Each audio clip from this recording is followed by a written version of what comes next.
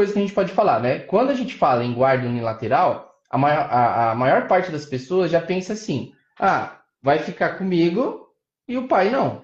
Mas na verdade não é isso. Não necessariamente é isso. A guarda, ela tem relação aos direitos que você tem de escolher coisas para o seu filho ou para a sua filha. Então, por exemplo, a escola que vai estudar, se você vai abrir uma conta bancária ou não, se você vai fazer um investimento para essa criança, ou se você não vai, se vai viajar para o lugar, tal, tal. É o seu poder de decisão, né? Às Uhum. vezes você tem a guarda unilateral da criança, né? Ou seja, você pode escolher tudo o que ela vai fazer e o pai não, só que ele ainda tem o direito de visitas, né? Aí o direito de visita já seria uma outra coisa. Às vezes é guarda compartilhada sem visitas.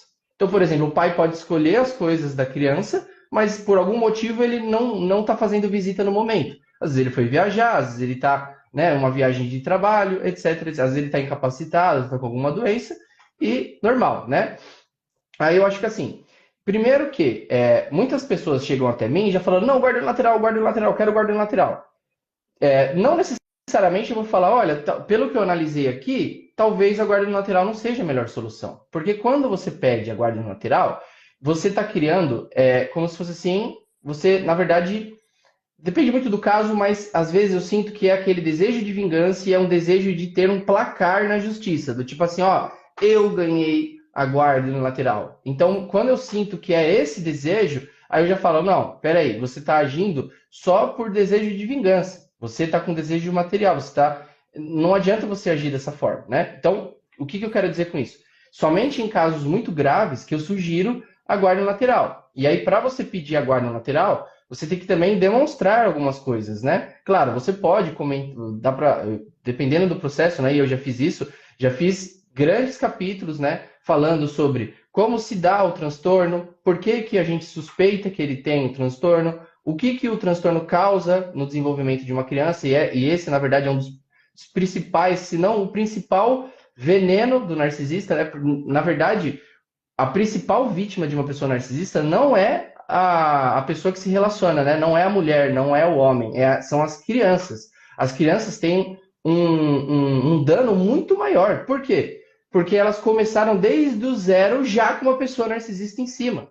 A pessoa que se relacionou com o narcisista, ela também sofre, só que ela, pelo menos, ela já teve algumas experiências passadas, né? Ela já começou adulta. Agora, a criança não, ela foi ensinada do zero errado. Então, muitas vezes isso acaba sendo deixado de lado, né? E aí, mas voltando, para pedir uma guarda lateral, precisa falar sobre esses, se quiser, né? Aí depende muito do contexto. Às vezes eu acho melhor não falar, tá? Outra coisa, se tiver vício em drogas, vício em sexo, vício em pornografia, vício em álcool, qualquer tipo de droga, jogos online, os jogos, não só por ser um vício em si, mas também porque coloca todo o patrimônio da família em risco. E quando você coloca o patrimônio em risco, você está colocando a vida dos outros em risco. Se eu não tenho dinheiro para bancar minha família, então vai todo mundo para debaixo da ponte. Consequentemente, vai dar uma semana aí, vai estar todo mundo na Cracolândia e morto. Então, assim, a segurança patrimonial é a segurança de vida também, né? Então, você também dá para expor isso, entre outras coisas. Por exemplo, às vezes né, tem pessoas, né, e infelizmente acaba acontecendo isso, que é o quê? É uma pessoa normal, só que às vezes ela vai usar drogas com mendigos, né? Principalmente o uso de crack. A pessoa sai de noite, vai lá, usa uma droga rápido e volta para casa. Mas isso também é algo que dá para você ser falado. No caso do pai ser preso, né? Ou estar envolvido em processos criminais, isso dá para colocar também. Dá para colocar também, se teve violência doméstica, você pode utilizar isso de base para falar para o juiz. Olha, excelência, o fulano de tal agrediu a mulher e por causa disso tem que ter uma guarda lateral. Ao meu ver aqui, inclusive até um debate muito legal isso, que é o seguinte, tem gente que fala assim, olha, dá para você ser um pai bom, né, e um marido ruim. Mas eu discordo.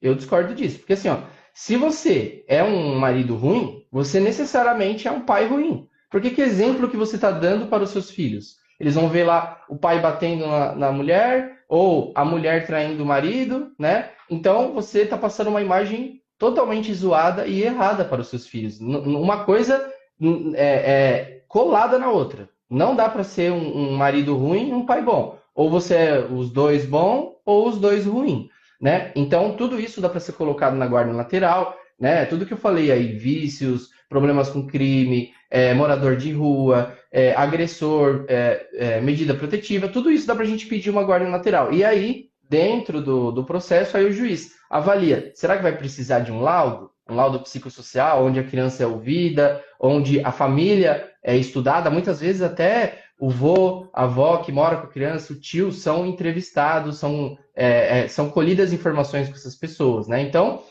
mas respondendo a sua pergunta, né? Eu vejo assim que nem sempre precisa da guarda lateral. Por quê? Às vezes, você chega e fala assim, eu quero guarda lateral, e você conquista. Isso, na verdade, é o quê? Por que a mãe quis fazer isso? Como eu falei, às vezes é um desejo de vingança. Porque quando você vai olhar bem, você deixou a criança sem um pai, né? Às vezes você tirou as visitas lá. Aí tem gente que fala, mas é um pai ruim. Eu entendo. Só que você tem que avaliar nesse momento o que é pior: ter um pai narcisista ou nenhum pai. Aí fica a critério moral de cada um, né? Depende muito do contexto de vida que você tá. Às vezes a mãe ela tá encurralada financeiramente e ela prefere estender o relacionamento, ainda que seja ruim, para o bem financeiro das pessoas, das crianças. Imagina uma mãe que ela não tem dinheiro nenhum e o pai está bancando uma escola boa. Ela sabe que se ela terminar nesse momento, as crianças vão ficar sem nada, vão para a escola estadual, pública. Às vezes tem mães que fazem esse sacrifício para deixar a criança um pouco mais. Aí é claro, de novo, aí é uma questão moral. Até onde você pode aguentar um relacionamento tóxico em nome das suas crianças?